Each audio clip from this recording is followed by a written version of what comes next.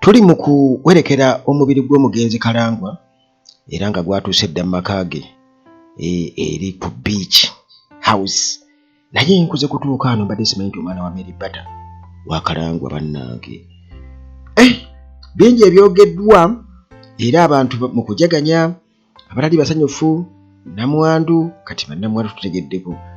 Naye omulambo gwa Kalangwa mu kutuuka baga nti abantu mu kyaki babaddeyo mu kyaki nga bakusabira omwoyo gw'omugenzi kyokka ate nti baatuuse n'okupangisa abakaabi mbu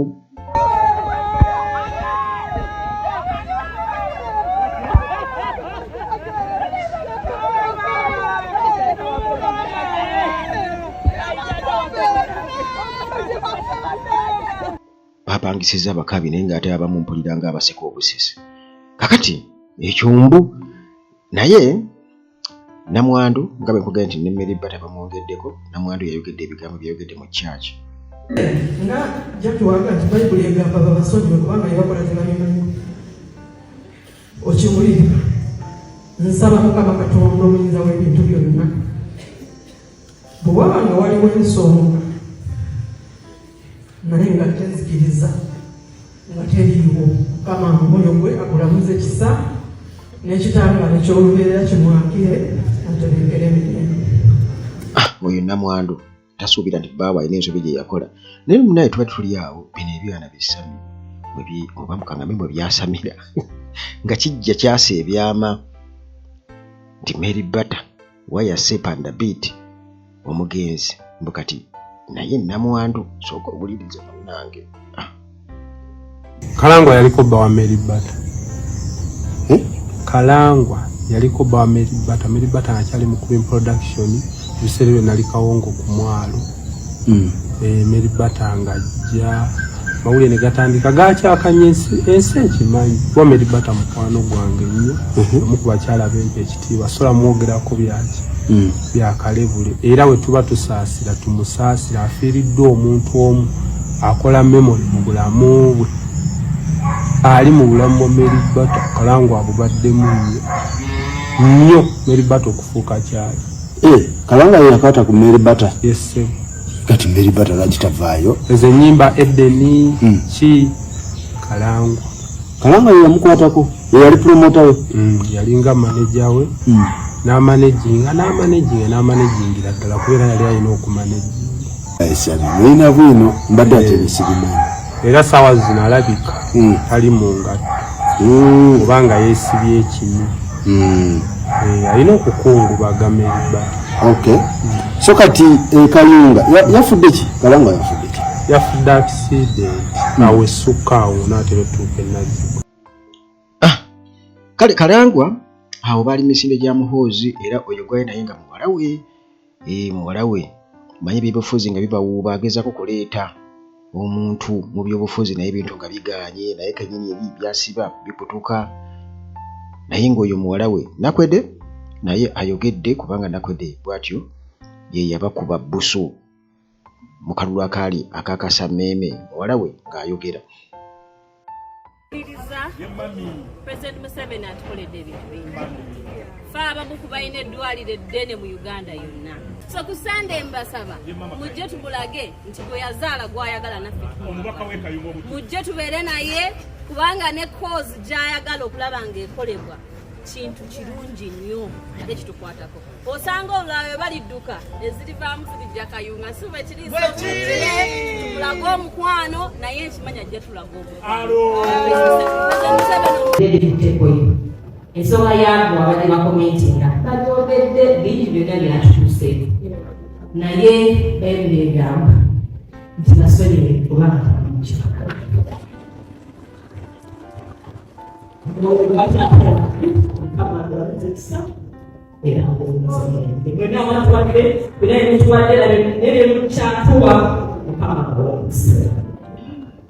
Era naye mu kwogera nga alagira ddala bimuluma abantu bye boogera ku kitaawe bibalumira ddala era babadde asembayo mu kwogera owulidde nga breakinga down. Kakati Kalangwa mu bigambo bye mu bimu ku bye yasembayo okwogera nga akakasa nti Nuupu tebali bulungi sayidi zeeyo emiruka gyonna yagitwala. Abadde alwana nnyo okulaba NRM ng'etumbuka mu kitundu ekyo. nti Kayunga erina amasaza 3 ssebo naye amasaza gano 3 twali tukyalinawo essaza limu amalala nga Nuupu yagatwala. Owulidde kakati nakwedde awo wayingiriramu yatwakasizza nga bw'alina okubeerayo mu kuziika mubadde mugamba nti tebajja kubaayo abantu mu kyaki nti babadde batono ddala era kamera baazitambuza nga abantu batono balimu nga banna bataano ababaddeyo abakaabimbu bapangiza bapangise abakaabimbu abakaaba enkaaba ennungi eri ejjayo vibe. Alright, kakati munnange bwe tutyo nga tugwa ku mutabani wa Kalangwa ng'akakasa abantu nti musajja yayimirira mu luguudo mwabagamba nti yababbako ettaka n'ayimirira mu luguudo makati n'agamba nti namubbako ettaka aleeta ekyapa naye nga wayinza okubaayo omuntu agendayo mbu tewali yagenda omusajja akulabye nti ono naye okay enkya bakubike mutabani wa Kalangwa naye yeewaanira mu butemu bwa kitaawe. Omusajja yayimirira Kayunga mu luguudo wakati n'agamba omuntu ng'alina ekyapa ng'agamba nti nabba ettaka lye ng'alina ekyapa ajje wano muliyirire ne mugaana ate lwaki mulinda afudde mutya basiba kitegeeza mwogera bitali bituufu. Abantu obuzibu bwe basinga okuba nabo abantu b'e Kayunga wano tebaagala kubasinga ate n'obwavu kibi nnyo babeera awo. Wuuyo aga nti kitaawe yayimirira mu luguudo makati n'agamba kale bw'oba olina ekyapa ng'ogamba nakubbako ettaka jangu wano. Kakati awo muganda wange ne wabula mbu n'omuntu agenda okompuleyininga naye ye bw'atunula alaba nti waaliwo n'omuntu ayinza okugenda oba abaali bamanyikiddwa bwe batyo bakkiira ddezira kumwa omusajja aliko emirambo gye bamwogerako egigudde nga gw'ovaayo.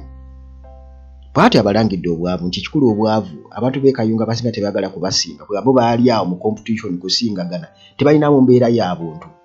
Kakati omuze ogw'okusekerera abafudde ne guyingirawo Nameere kyamulumye nnyo naye omuwala ono yagenze n'afuna akafaananyi ka Nnamwandu nga yeebiteggula n'asooka ayogererako ebigambo muganda wange ebigambo ebizibu ennyo.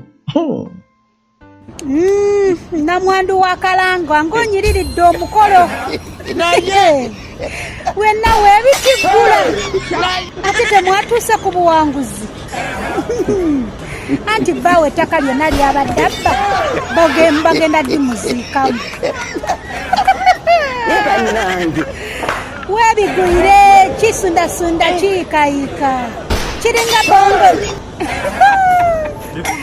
Fabe Kayunga tuba ku mwala kakati kibawe ekyokuyiga nti temuli bannannyini nsi nti Katonda oyo atudde waggulu wagamba nti togenda dizibya n'entayi tesala temuli banjawulo ku balala nammwe mwatondebwa butondebwa obuyinza tebuli mu mikono gyammwe wadde mugezaako obusiko bulwanira naye era ekitali kikyo kimala ne kiwanduka mu mikono gyo kaakati mubeere bakakamu eri ensi ne musajja tali eyo olulwe lujja ate nga teruli wala mulina okubeera bakakamu eri ensi nti oyo atudde waggulu obuyinza buli ku ye yekka. Yatandika sitaani w'okusekerera abafuna abalwadde bannange yatandika omuze ogwo ku social media bannange omuntu eyasiga ensigo eyo ey'okusekerera abafudde n'abalwadde lwana nnyo olabe nti ogikomya bannange kikyamu emirundi 10 ffenna Mukama yavunaanyizibwa ku bulamu bwaffe Katonda ye byonna ffenna yatuyamba n'atugabanyiza ku bulamu kiki osekerera omuntu afudde lwaki osekerera alwadde olwo naawe kikufuula. Kaakati obuzibu obuliwo ku bannayuganda Nameera agamba nti lwaki osekerera omuntu afudde. In fact akatambako gye kayongera yabuuzizza nti wali otonze ku muntu mbu Katonda ye nannyini buyinza ng'era omuwala oli bw'agambye nti eno ensi si yammwe mwino kimanya nti Katonda yateekateeka buli kimu.